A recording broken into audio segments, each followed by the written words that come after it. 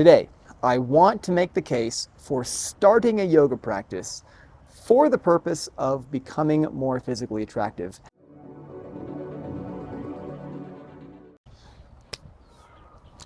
Hey folks, I know that some of you out there are looking into yoga and probably other physical disciplines because you want to be more attractive physically, just better looking. Maybe that's not the only reason, but you want to look healthier or stronger or thinner or whatever it is. So today we're going to talk about pursuing yoga to be better looking. Beginning yoga to be more attractive tends to be very polarizing. You'll have plenty of people in the yoga and the wellness community pointing out that yoga isn't about exercise or fitness. They'll tell you that yoga is a spiritual practice, that real spiritual growth happens with accepting the body you're in, that doing yoga to build the body builds the ego, and that real yoga is about overcoming the ego. And there is some truth in all of this. Yoga is more than just fitness.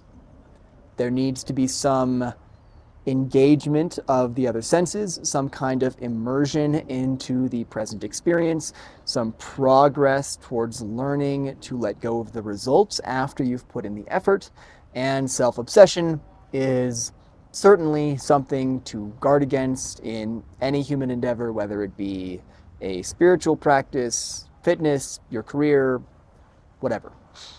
But today, I want to make the case for starting a yoga practice for the purpose of becoming more physically attractive and maybe offer some counterpoints and some perspective to other people in the yoga community who maintain that if you're practicing to be more beautiful, then you're not doing real yoga.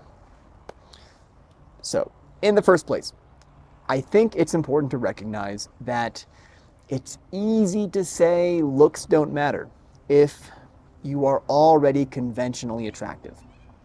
If you blend in, if you look like a model for Lululemon or a poster child for yoga retreats in Bali, it's easy to take the privilege of not sticking out for granted. Now, it's true, yoga is a spiritual practice. It's true that improving the body is not traditionally the goal.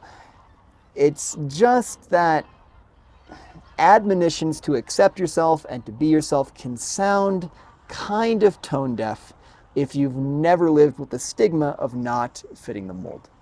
Now, obviously, there are some things about yourself that you cannot change. Learning to accept what you cannot change is an important part of spiritual growth, and one that everyone who practices yoga has to confront eventually.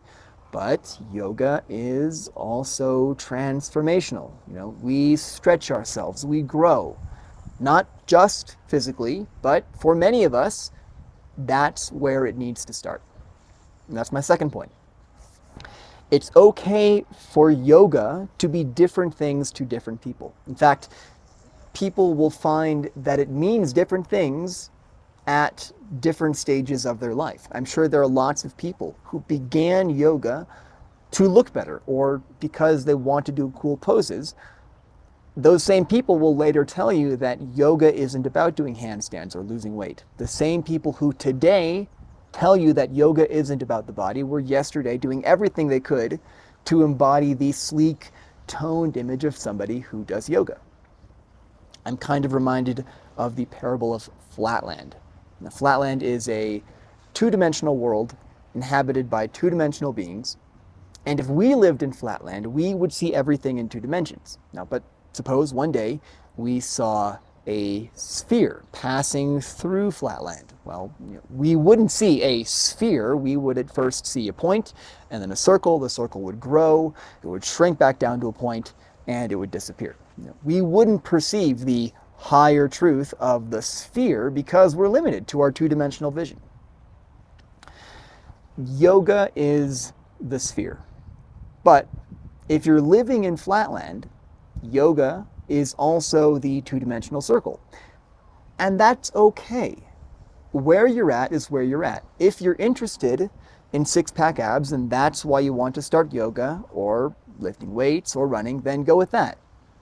By the way, yes, I do think lifting weights and running can be part of a spiritual practice. The point is that whatever brings you into the door doesn't need to be the same thing that keeps you there. Sometimes the ego needs to be acknowledged before we can move past it. We hear spirituality is about diminishing the ego or subverting the ego or eliminating the ego. It's nonsense. A healthy ego is essential for mental and emotional well-being. Your ego is your ability to affect changes in your life.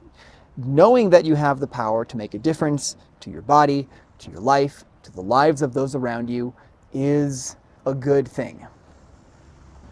Maybe what your ego needs is to know that your body is, to a certain extent, the result of your decisions. Maybe you need to be satisfied with your own power to affect change before you can move on and explore the more spiritual elements of a yoga practice. Give your ego a bottle of milk and a pat in the head before sending it off to sleep, so to speak. So, if you're starting yoga to lose weight, or to look healthier, or to be more toned, or to learn exciting poses, don't let those with more experience tell you that you're missing the point. Their experience and their perspective doesn't diminish the value of your journey. Honor that.